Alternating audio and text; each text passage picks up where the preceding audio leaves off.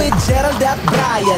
Aral ng pulutan sa inuman at pintuhan. Sinagsamang veterano, parehong talentado. Ihanda ang may kapaso sa lames at intablado. Gusto ko ganito, ang pintuhan lang ay easy. Nagiging totoo, lalo pag naka-whiskey. Pero hinayang para gusto pa rin ang kidney. Pormahang mabait, pero mga para i-disney.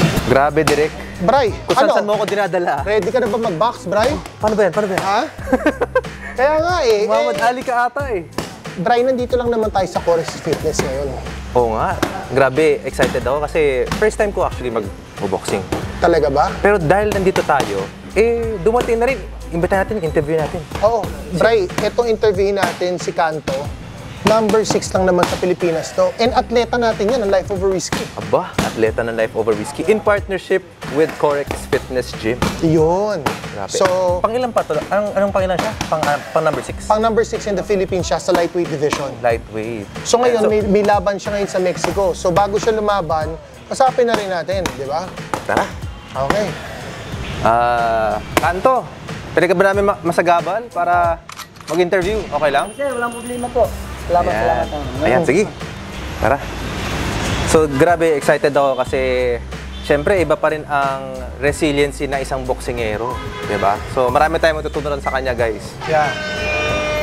Idol, gusto lang naman naming malaman, paano ka ba nag-umpisa sa boxing career mo? Yung sa probinsya kasi sir, sobrang hirap sa probinsya. Hindi naman tayo makapag-aral ng college. Yun na lang yung ginawa ko kasi may boxing sa amin doon, amateur. Saan ka ba? Taga saan ka? Iloilo po. Iloilo. Ah, Ilonggo, Ilonggo. Okay. Yun sir, ginano ko na lang, pinasok na lang yung isang boksingero kasi wala naman akong pamilya kasi ang pamilya ko naghiwalay. Yun, naghiwalay, sabi ko, mga kapatid ko, mga bata pa, mga maliliit. Sabi ko, mag-boxing na lang ako, tapusin ko lang yung graduate high school ko at saka papasok ako sa boxing. Kasi nakita din ako ni Onyok Velasco na gustong pumasok sa Philippine Team. Kaya pinasok niya ako sa Philippine Team, naka 3 years ako. Bago mag 3 years ako sa Philippine Team, sinabihan ako ni Sir Onyok na lalaban sa pagka-professional yun. Doon na umpisa yung career ko na magandang career, sir. Ang galing, ha? Pero, Kanto, ano bang buhay mo sa Iloilo? Bago lahat nanto.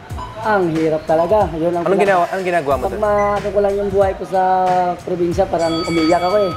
Kasi ang trabaho lang namin doon, huling, magsasaka, gapas ng palay, gapas ng tubo. Yan, wala nang ginagawa doon, pabalik-balik na yun.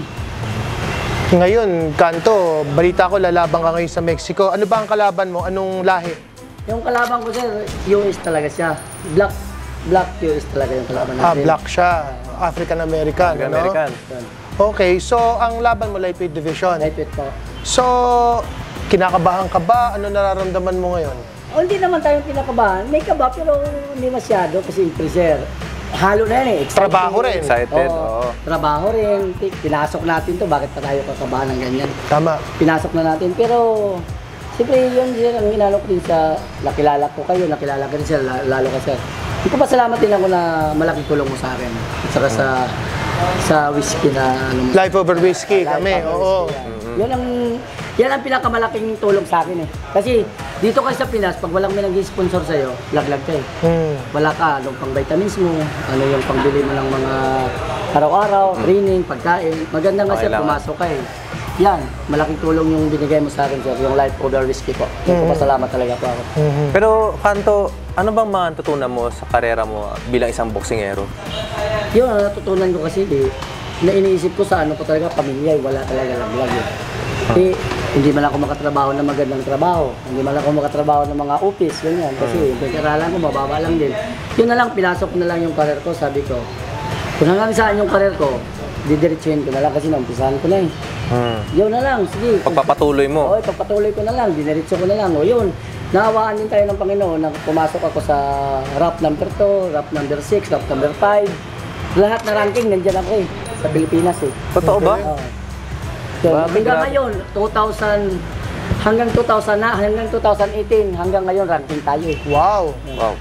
So, Isang pribileyo na makasama ka namin dito sa, ano to eh, medyo mini-series natin na episode. Yes. Oo. And ang totoo niyan, kami kasi ni Bryce sa Life Over Whiskey, no? Yun ngang aming tagline is Pursue Obsession, Gain Success.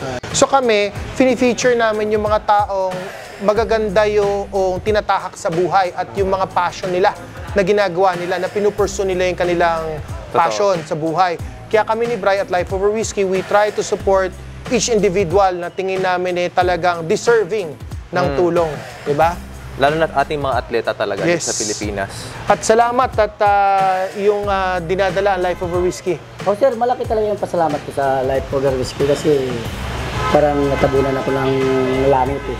Parang nilaglagan ako eh kasi lumapit kayo sa akin sir, lumapit ako sa'yo. Pag sinabi ko na ganyan, mabilis ka lang, ganyan, wala lang ibang usapan. Yun, malaki talaga ang tulong sir kasi dito sa Pilipinas kasi, pag wala kang sponsor, wala kang tulong, wala laglag na tayo. Kahit ano kagaling mo pa yan. Maraming magaling dito na boxer. Kaso walang walang suporta eh. Maganda, pumasok kayo sir sa akin, ang Life Over Whiskey. Nagpapasalamat ako sa Life Over Whiskey na yan talaga malaking tulong sa akin. So, Kanto, ano ba ang mensahe mo? Siguro sa dalawang tao, no? Una is yung mga mensahe mo sa mga nakikinig sa atin. At yung ano mga mensahe aspiring mo sa mga boxers. aspiring atleta natin na mga boksingero? Yun lang, yung sa lalo-lalo na, unahin ko muna lang Life Over Whiskey yung nagtutulong sa akin. Yung iba, kasi kami lahat ng mga boxer, hindi naman pariyo lahat eh. Okay, yun lang, gawin lang natin, training tayo ng mabuti, ayusin lang natin buhay natin, tsaga lang tayo sa training, tsaga lang tayo, respeto tayo, ang pinaka number 1, respeto sa buhay natin eh. Kahit wala kang pinag-aralan, ang importante ang respeto mataas eh. Ganda Yun nun. lang yung sinasabi ko. Kahit wala kang pinag-aralan, pag mataas ang pagrespeto mo, good news tayo. Yan. Yan ang gusto ko.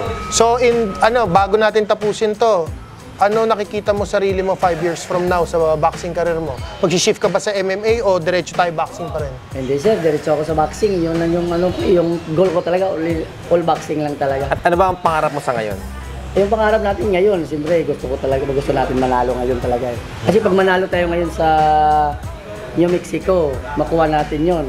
Up na tayo eh. More on na tayo eh, up, tapos gold for belt na tayo. Yun! Yun. Pogs! Excited ako dyan. And maraming salamat. Hindi lang sa pagrepresenta ng Life Over Whiskey, but also Pilipinas. Yes, sir. No, maraming salamat.